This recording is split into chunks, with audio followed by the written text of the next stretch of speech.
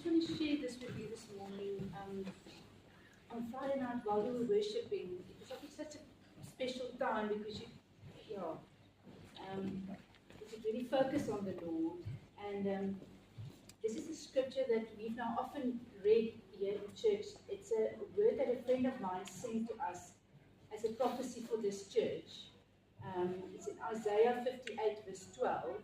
And he says, "And your ancient ruins shall be rebuilt. You shall raise up the foundations of many generations. You shall be called the repairer of the breach and the restorer of streets to dwell in." So this is a word that she specifically felt for us as a church. And on Friday night, Katja bought metal,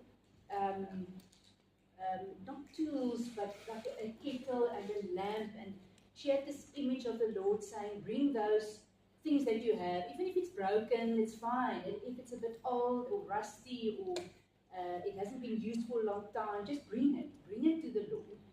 And after that, I asked the Lord about that. And in worship, I felt the Lord showing me a picture of ruins.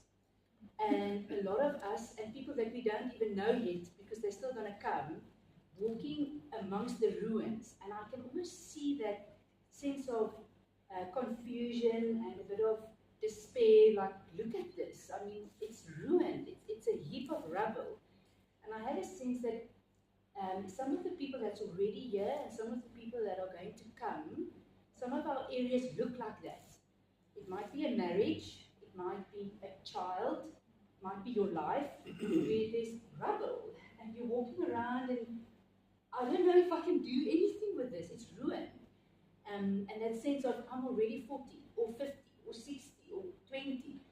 This is not what I imagined it would look like where I am right now. So there's that sense of hopelessness almost.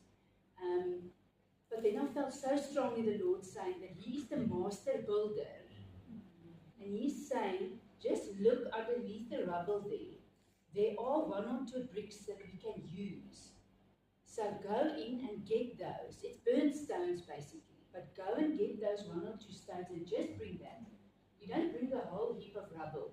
You bring that one or two rocks or stones that you see, this we can still use. And I saw this image of all of us coming. I saw like a man with this big, it was a sandstone block, and he came and poof, puts it down, and someone else brings something else. And I just had this sense of us as a church, the Lord is the master builder. We bring the one or two or 10 stones that's still usable, and the Lord will use it. He will build. And He's going to build a beautiful thing. But it's not perfect clay bricks. I got the sense of the Lord building with these, just a clip, it's a clip cack. So you need a master builder to build, because it's a big rock and then a small one and then one. But you will build. You don't have to worry about that. So I felt it as a massive encouragement for me, myself as well, because there are areas in my life where I feel, okay, I don't really know what to do with this. But I felt the Lord saying, krap daaronder. Just bring that stone. What can you use? You bring that one thing. It doesn't have to be much. So if there's a ruin somewhere, it's okay. The Lord is going to send us a lot of survivors. They've survived a lot of things, and there's a lot of ruins. But the Lord is going to use it all. So I just felt it's a massive encouragement. And just the last thing. In one of our prayer sessions we prayed, and we specifically felt the Lord saying, do not build on top of the ruins. So we're not going to build like where there's a rubble heap. We're not going to try and build something on top of the ruins. It's going to be repaired, but we're going to use what's still usable, and the Lord will build something.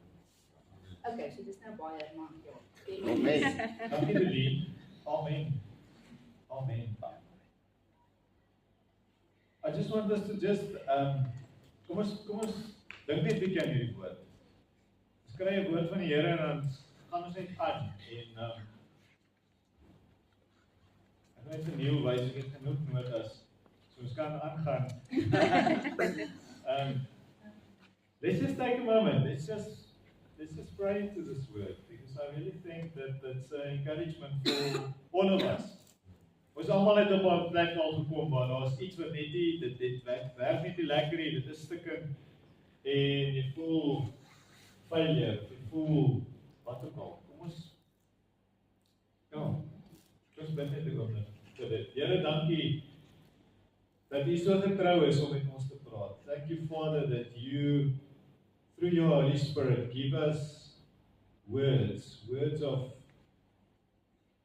prophecy, words of encouragement. Thank you that the prophecy will always encourage us to come closer to you, to actually bring that stone. It's burned, it's maybe even chipped in a lot of areas, but it's still usable, and to actually bring it to you.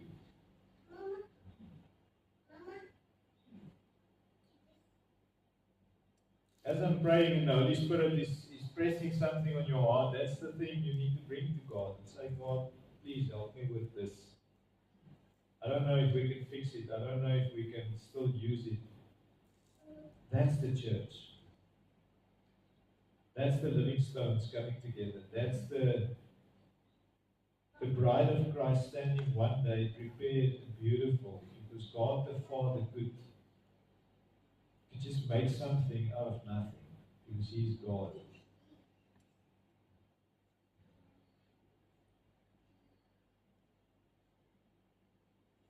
Thank you for this word for our church, Father, and I pray that we will go about with it wisely, that we will look at people and not see the rubble, that we will look at people and trust your Holy Spirit to direct us, to point out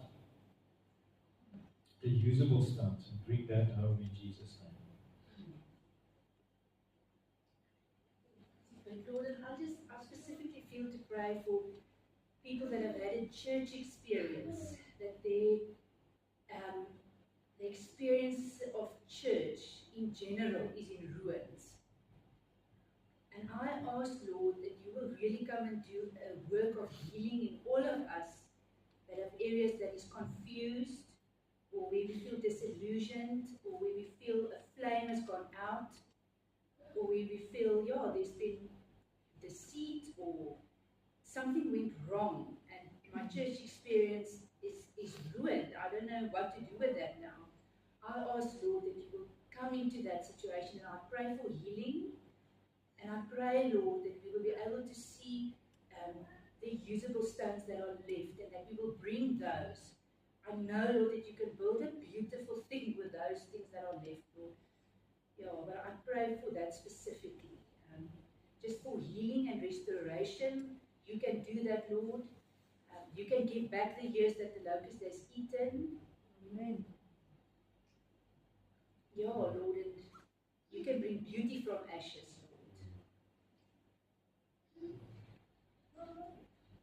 Lord, I want to ask you that we will not try and hide our failures, but that we will give them to you as an offering, because you will use them. Thank you that we may fail forward in your will, because you are the Redeemer. And we bless you for that. Thank you, Jesus.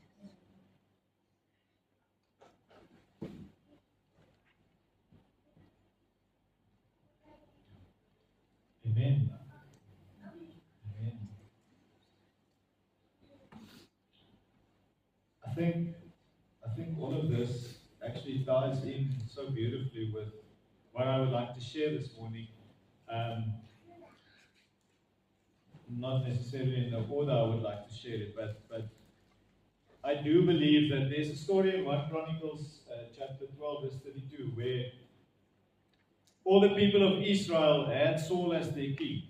So Saul was king, and we are Israel, and we are all good, and we have our own king. And we know the story of David that's running in the background of the story. So God said, David, I want to make you king. But then all these things come against David, so it's just not going to happen. And then in 1 Chronicles 12, eventually they got to this place where they said, we've got a new king. Saul is not the king God chose. We're going to anoint David.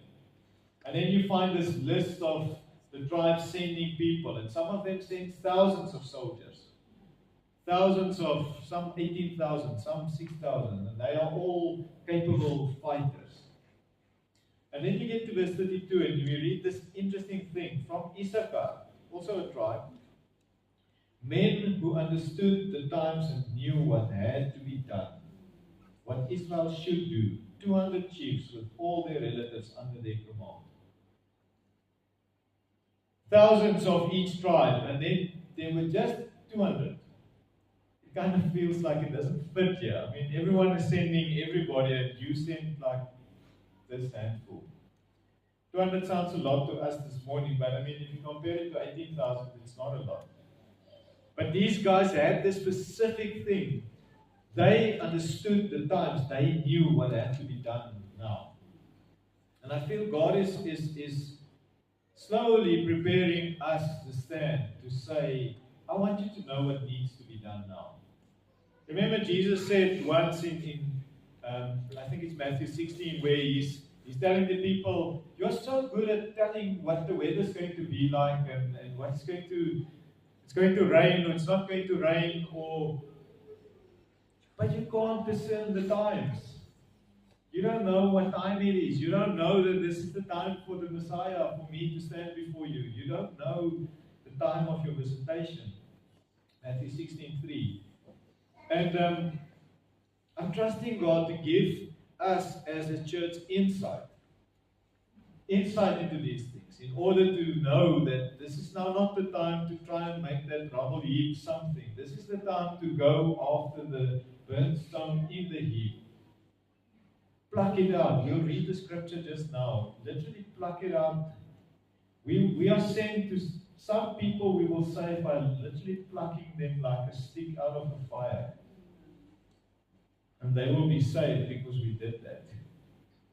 It's a scary scripture, but it's one of the things. But can we discern the times ahead of us? And we so often want to do that because we see all of that as prophecy. But what times are we in? That's also prophetic to know that this is the time, this is the season to do this.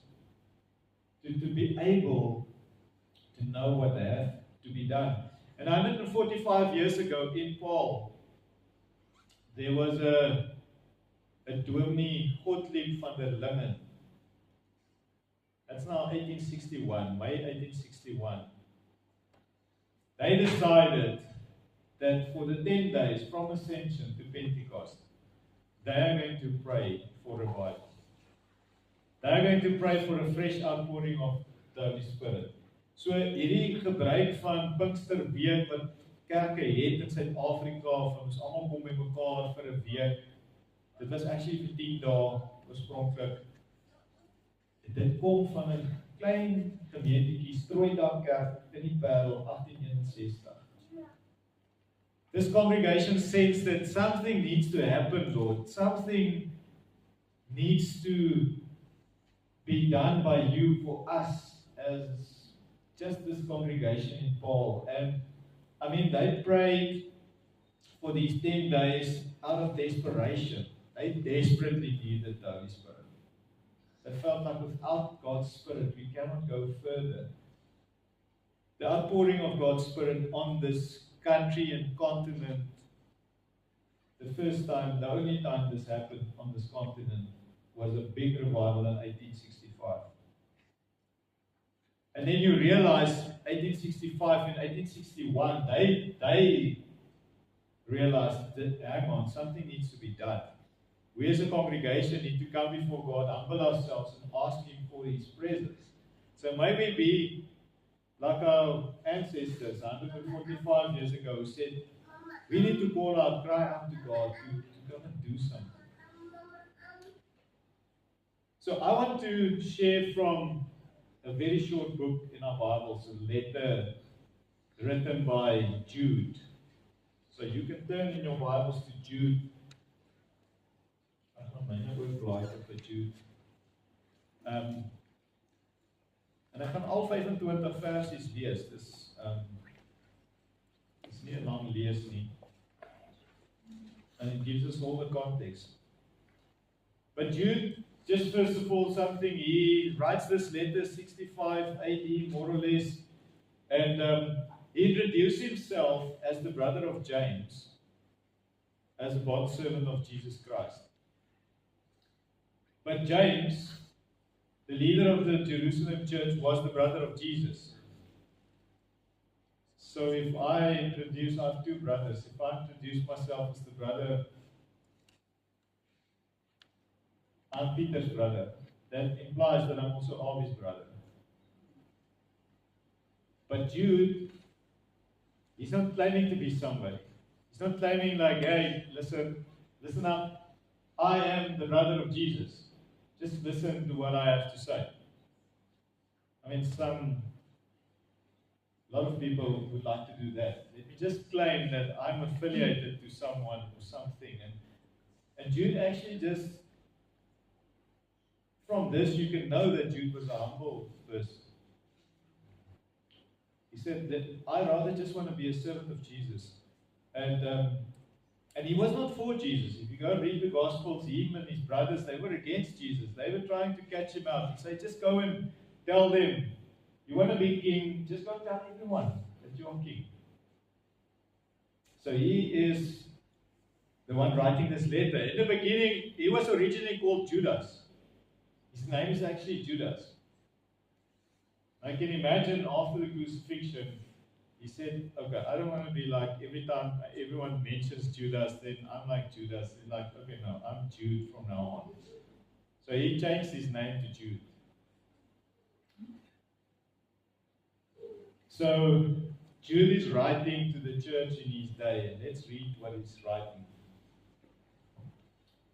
Jude, a bondservant of Jesus Christ and a brother of James, to those who are called, sanctified by God the Father, and preserved in Jesus Christ, mercy, peace, and love be multiplied to you. Beloved, while I was very diligent to write to you concerning our common salvation, I found it necessary to write to you, exhorting you to contend earnestly for the faith, which was once for all delivered to the saints. For certain men have crept in unnoticed, who long ago were marked out for this condemnation, ungodly men who turn the grace of our God into lewdness and deny the only Lord God and our Lord Jesus Christ. But I want to remind you, though you once knew this, that the Lord, having saved the people out of the land of Egypt, afterward destroyed those who did not believe. And the angels who did not keep their proper domain, but left their own abode, he reserved in everlasting chains under darkness for the judgment of the great day.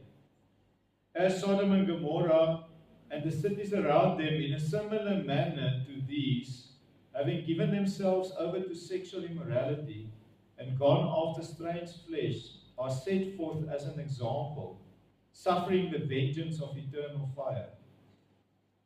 Likewise also these dreamers defile the flesh, reject authority, and speak evil of dignitaries.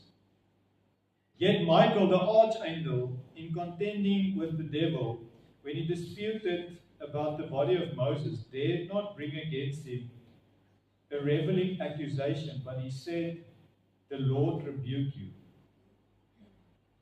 But these speak evil of whatever they do not know, and whatever they know naturally, like brute beasts, in these things they corrupt themselves. Woe to them, for they have gone in the way of Cain, have run greedily in the error of Balaam for profit, and perished in the rebellion of Korah. These are spots in your love feast, while they feast with you without fear, serving only themselves. They are clouds without water, carried about by the winds, late autumn trees without fruit, twice dead, pulled up by the roots. Raging waves of the sea, foaming up their own shame, wandering stars for whom is reserved the blackness of darkness forever. Now Enoch, the seventh from Adam, prophesied about these men also, saying, behold, the Lord comes with 10,000s of his saints, to execute judgment on all, to convict all who are ungodly, among them of all their ungodly deeds, which they have committed in an ungodly way, and of all the harsh things which ungodly sinners have spoken against him. These are grumblers, complainers, walking according to their own lusts, and they mouth great swelling words, flattering people to gain advantage. But you, beloved, remember the words which were spoken before by the apostles of our Lord Jesus Christ, how they told you that there would be mockers in the last time, who would walk according to their own ungodly lusts. These are sensual persons who cause division, not having the Spirit. But you, beloved, building yourself up on your most holy faith, praying in the Holy Spirit, keep yourselves in the love of God, looking for the mercy of our Lord Jesus Christ unto eternal life. And on some of compassion, making a distinction, but others save with fear, pulling them out of the fire, hating even the garment that were defiled by their flesh. Now to him who is able to keep you from stumbling, and to present you faultless before the presence of his glory, with exceeding joy, to God our Saviour, who alone is wise, be glory and majesty, dominion and power, both now and forever. Amen.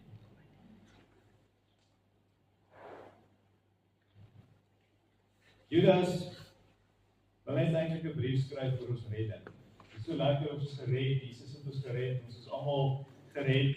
En dan skielik lei die Heilige Gees om en sê vir hom, hier's 'n dringendheid. Hier's iets wat jy eerder moet skryf, hier's iets wat jy eerder moet sê.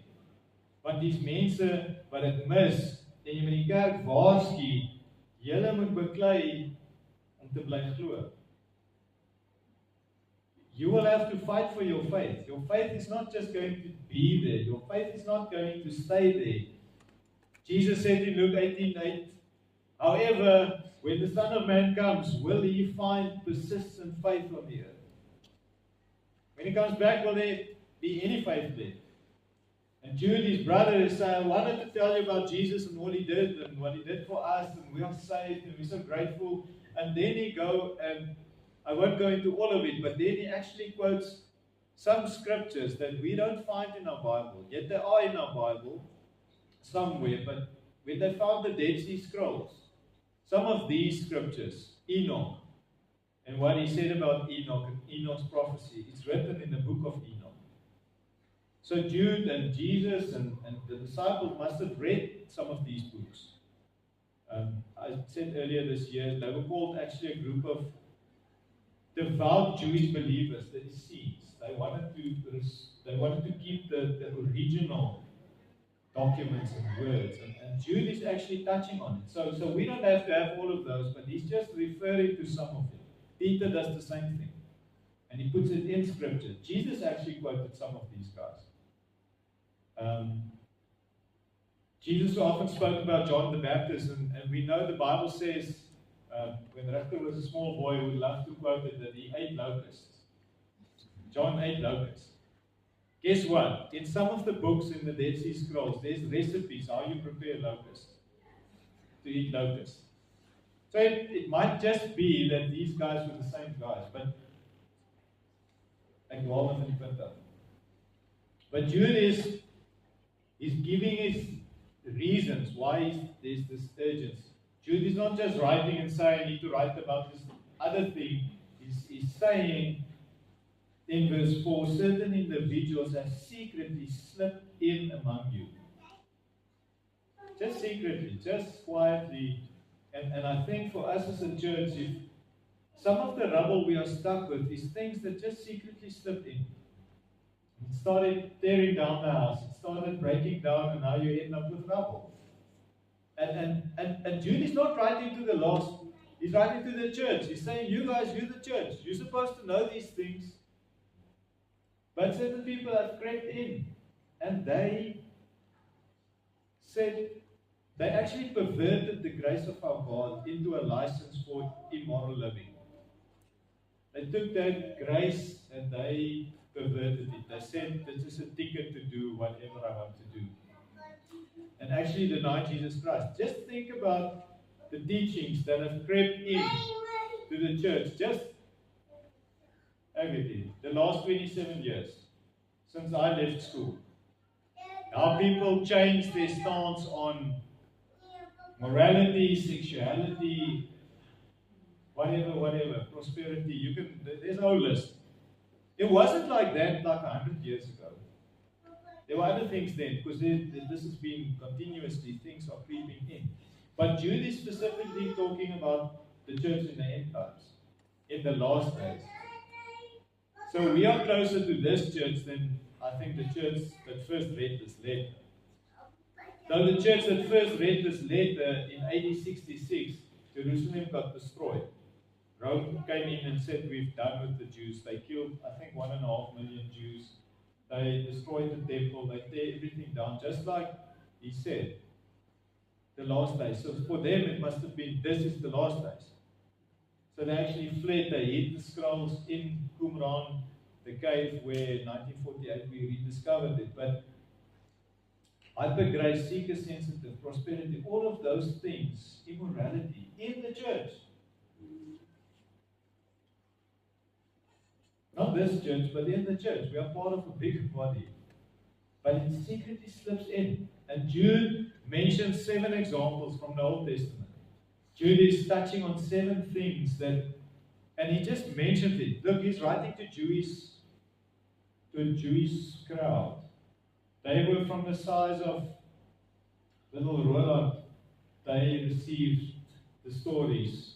They were told the stories over and over. They in this synagogue, they taught the young kids the Torah and the stories. So Jude is just mentioning it. Listen, you know the story, just want to mention it. And the 7 examples he mentions is verse 5, Exodus, the Exodus. Verse 6, the angels falling away. We've touched on it in our series. Verse 7, Sodom and Gomorrah. Verse 11, Cain, Balaam and Korah. And then in verse 14, Enoch and his prophecy. So he just touches on it, expecting his crowd to know. You already know all of this in verse 5. I want to remind you that the Lord at one time delivered his people out of Egypt, but later destroyed those who did not believe. Is it possible that God can deliver me and later destroy me? Bietjie kontroversieel as ek dit so sê. That God can deliver me and later destroy me. But that's not, well, it's in the Bible. The story of Egypt and the Exodus appears about 130 times in our Bible. It's an important story. Sometimes they tell the whole story, a couple of times, I think. Jude is just touching on it. It's just referring to it. Listen, that story you're supposed to know. It's an important story. I think if God reiterates a story like 130 times, it's like, I've heard this story. Dink jy as jy by oupa en ouma gaan kuier en jy sê ek het hierdie storie al gehoor, dankie ouma, kan ons aanskou. Dit het nog nooit gebeur, dit gebeur net met my as ek gaan kuier, maar sorry ma. But the thing is, there's something God wants to point out. Listen, I'm going to remind you about this over and over again, and what happened there is a lot of things, and Jude is touching on all of those things when he says, just remember the Exodus, because you all know the Exodus, and everything that happened there, and that God delivered all the people through miracles. They saw big miracles. I think the people of Israel probably saw more miracles than any other generation. The 10 plagues, the sea opening, bread out of heaven, you name it. That they saw miracles, yet the miracles did not get them to the promised land. How is it possible that you can see all of these miracles and you still don't enter the promised land? How is it possible that you see what just happened, you saw the 10 plagues, you went through the sea, and the next thing you come to Moses and you complain? And for 40 years they wandered in the desert because of their unbelief, Jude 5.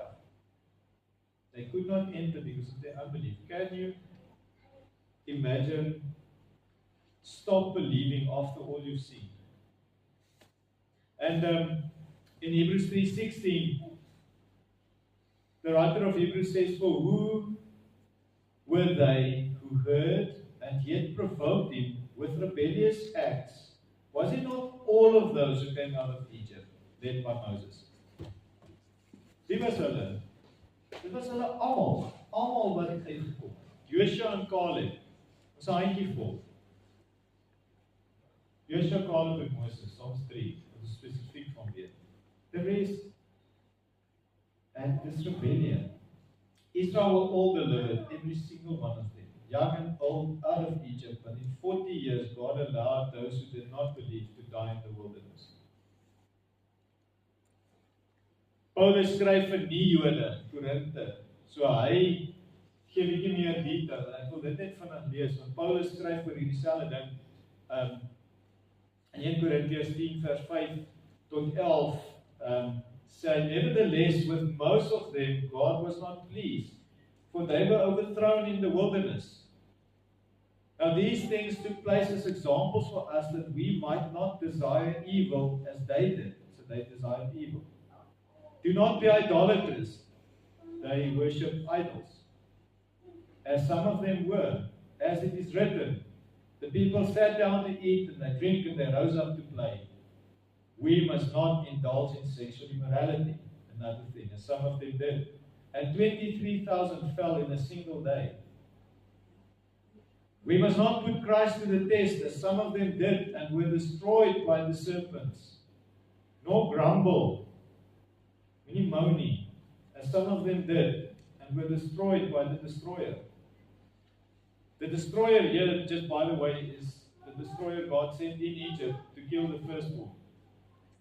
And it's the same destroyer that we find later in Revelation 19.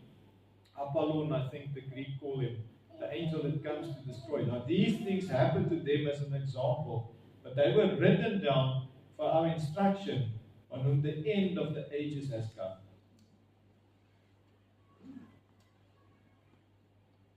If I tell you something, it's okay, I told it and you should remember, but if I write it down and I say, yeah, just go and buy these things, I really want you to take note of this list. And Paul is saying, these things were written down for those as an instruction on whom the end of the ages is coming. Jude is just pointing to this detail. Jude is just saying, you guys are supposed to know it. Paul is writing to non-Jewish believers. So he goes into it. Remember, they had idolatry, they had sexual immorality, they had this whole list. And for 40 years, God destroyed the people he delivered. And it sounds harsh, but Jude and Paul is recalling why. God said, choose me, I am your God. This is what I did. I'm your provider. Where's the water? The first bit actually says Jesus was the rock from which the water came. You see, the church, us as a church, often suffer because of these same things. We allow these same things to just creep into church quietly. And then people actually end up losing faith. What Jude is touching on is that some people will fall away out of church. And it's scary. And what Denise just shared, I think that word, and it's a word that we have, as the stand, also received in the past 3 years. We were called for the burnstones. Specifically, guys that got hurt and injured by church. We were called for those. So don't fall away. Don't fall away from God. Don't fall away from your salvation. Don't fall away. Come back. Let's bring that stone. Let God build it in. Hebrews 3:7. Therefore the Holy Spirit says, today, if you hear His voice, do not harden your hearts as in the rebellion in the day of testing in the wilderness. So often we just get these references. So Paul lists what Exodus tells us about these hard hearts, idolatry. And the idol is not the object. Idol can be anything. The idol mentioned in Exodus is the calf, the golden calf. We all think about it and then we think, I don't have a calf in my house. so it's not relevant for me. But it's not the object. It's my attachment to the object. It's my heart towards the object. So it can be anything. It can even be, I don't know, it can literally be anything. What would you rather do than worship God? And if you answer that, then you know, okay, that thing might be something that I idolize. I would rather do that. And it's not black and white. It becomes grey. The enemy wants it to be grey, so that it's not so easy. It's no longer black and white, because, I mean, we all agree I can worship God anytime. I don't have to come now. I don't have to come Friday evening. I don't have to come Wednesday. I can worship God anytime. And it's true. You agree? So let me just rather do this thing. Ek probeer jy nou nie met tyd om kerk toe te kom nie. Ek probeer net vir jou sê dat wanneer daar iets is in jou lewe wat jy sê hierdie ding is besig om God se plek te vat. Ek spandeer meer tyd om te worry oor wat in die koerant aangaan as om my Bybel te lees. It became an idol to you. Knowing what's happening in the world, reading everything everyone is saying about Iran and the Strait of Hormuz, and I'm a sucker for those type of things. I can get sucked into the strategy of who's what and what's moving, and it just interests me. But I must sometimes just stop it. I'm not reading it anymore. Whatever, the war is over there, and it must carry on. Because I neglect reading my Bible because I so want to find the next thing, and now we live in an era where there's knowledge everywhere, and everyone's writing, and posting, and tweeting, and that's why I'm not on Twitter, because that would make me crazy to get all that information. But I can worship God anytime, so I'll just quickly read this, and then I'll worship Him later. Sexual immorality, it becomes a plague. It's referring to Numbers 25. 24,000 people, according to Numbers 25. There was 1,000 and then another 23,000 that Paul referred to. 24,000 people died. They fell in a single day. It started as sexual immorality here and there, and then it just spread. It just went all over. Just look at society around us. Everything is sexualized. And Paul and Jude is pointing to these, grumbling against God, number 16. Korah and his friends coming in rebellion. These examples are real examples, and we skip over them because we are not Jewish. We don't understand the impact of all of this. And we don't have to necessarily go into the depth of all of it. But can we grasp the heart of it? Realize I shouldn't go in rebellion. I shouldn't allow sexual immorality. I shouldn't, as the church, we should hold the line. We are not perfect. We are all sinning. We are all sinners sitting here. But as a church, we're not going to take a stance for immorality. And Paul and Jude are saying, these are the examples. Just remember, you have read this, you've heard it. Just stay away, get rid of these. Because it will actually cause your destruction. It will steal your faith. Miracles, signs, and wonders will not save you. Many Christians have seen miracles. We've seen miracles. Us sitting here, we've seen miracles. Like Israel. Jude is saying to the people, you in the church, you are falling away. Not because of the miracles. You are falling away because you are losing your faith in Jesus. That miracle happened 5 years ago. Never again. Jesus himself said in Matthew 7:21, Edrich het dit aangehaal Woensdag aan. Een van sy Vreesaanjaanse skrifte, scary scripture to him. Jesus himself said, not everyone who says to me, Lord, Lord, Matthew 7:21, will enter the kingdom of heaven, but only the one who does the will of my Father who is in heaven. But did we not cast out demons, Lord? Did we not do miracles in your name? Did we not do all of these things? And he will say to them, go away, I never knew you.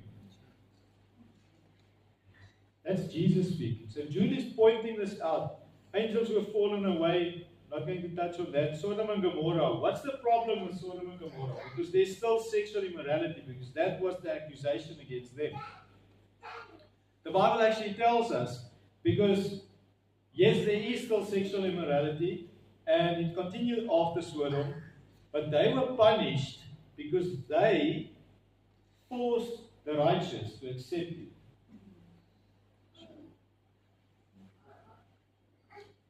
Yes, it is about the sin in that society, but they went one step further. They forced everyone to accept this as the new normal. And maybe you have already, but in 2 Peter 2, verse 7 and 8, God rescued Lot, a righteous man who was distressed by the depraved conduct of the lawlessness. For that righteous man, living among them day after day, was tormented in his righteous soul by the lawless deeds he saw and heard. He had to just live in it. And it is scary, but the church is forced to see and hear lawlessness, sexual immorality. We are forced by law, even in this country, to just accept it. Actually, one step further, you as the church should allow these people. You as a church should stop judging. You should just keep quiet. No praying for deliverance. No praying for people to get set free. That's wrong. That guy is allowed to do his thing. You see that we are living in a different time.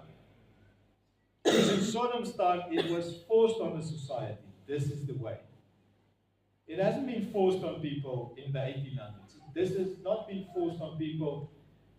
I actually realized it this morning. I must still go and do research. But since 1948, things are actually escalating. Since Israel became a nation. And this is one of the things that we realize all of a sudden. We live in an era where these things are forced on us. The church must accept this and get with it because the country decided, the law of the land decided. Okay, and then there was Cain. Cain brought a sacrifice. Balaam is also an interesting thing. He was sent to curse the people and he couldn't. He blessed them. But he then said, let me teach the people how to disobey God. Because as soon as you disobey God, sodra jy nie doen wat God sê nie, dan God is God, hy kan nie verander wat hy gesê het nie. Hier is Deuteronomium 28, daai stuk wat hy skryf en sê, hierso is die blessing, as jy doen wat ek sê, hier is die curse, if you disobey me. And Enoch just prophesied way back. He was the seventh, he was before the flood. He was prophesying, saying there will come a judgment day one day, when everyone will give an account to God for what they've done. And I want to land on this. Verse 17, as for you, beloved, remember what the apostles of Jesus foretold. They said to you, in the last days there will be scoffers. They will follow their own ungodly desires. These are people who divide you, who follow mere natural instincts. They do not have the Holy Spirit. These are the ones who creep in.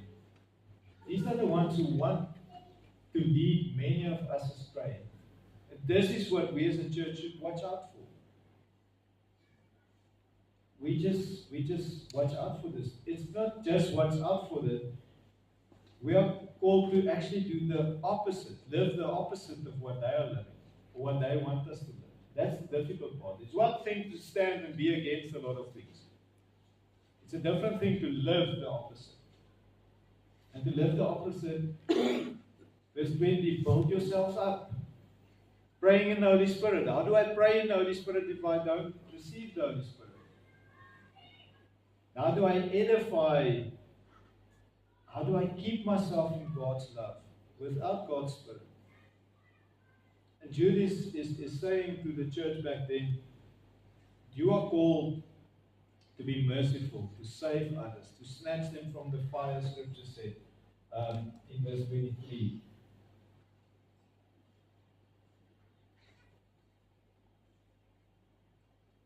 And I think it becomes a reality for us as a church to say, we long for more of God's Spirit in us. We really want to pray for our city to have more of God's Spirit. We really want to pray for discernment to see those burnt stones in society around us. Broken families. Children wrestling with so many things. How do we equip ourselves as the grown-ups to disciple the next generation? How do we force ourselves to reach out to our own generation? Invite them in, snatch them, pulling them out of the fire. I think even the garment that defiled them. Dis harde woorde wat hy gebruik. Is ek bereid om dit te doen? Ek sal jou in die vuur uitdruk, ek gaan genadig wees. I will have compassion. And we are not called to say who fell away and who didn't. We are not called to be the judge over who made it to the promised land. We are in the Exodus. We are on our way to the promised land, and we are called to keep our fellow brothers and sisters on this road. Let's all remain faithful to the end. I want to close with verse 24-25. And Lord, this is our prayer this morning. We want to pray to you who is able to keep each and every one of us from stumbling. God, you are our Father, and you are able to present us faultless one day. Jesus, you are our King. We want to be standing before you in the presence of your glory with exceeding joy. And Father, we want to echo Jude's words to God, our Savior. You alone is wise. And to you alone be glory and majesty, dominion and power, both now and forever. Father God, may we as the church know that dominion, power, majesty, and glory belongs to you. Not to us, not to a fallen world. And may we as your church hear this word today. And may we, like so many Christians before us, earnestly intercede for our nation, for our city, for our community, for our friends and family.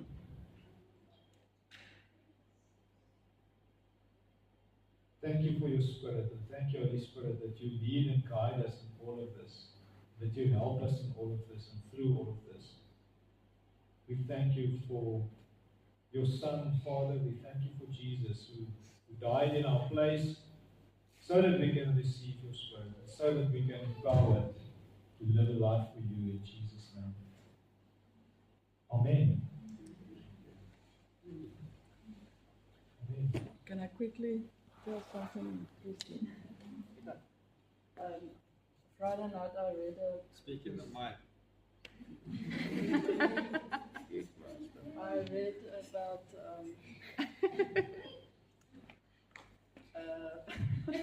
Johan kan nie meer laat hoor of a Messianic Jew pastor that wrote about Korach and that he was in rebellion and he died. But when we reading on in Numbers, it's just one, in my Bible it's like an archive. The sons of Korach didn't die with their father actually, because they were not, they stand against the father's rebellion. And at the end, they were so redeemed. Some of the psalms are sons of Korach. Temple service singers in David's time, it was the sons of Korach that choose to stand for God and not with their father in rebellion. So that was just for me so beautiful. The Lord can redeem that whole thing if we just stand with Him.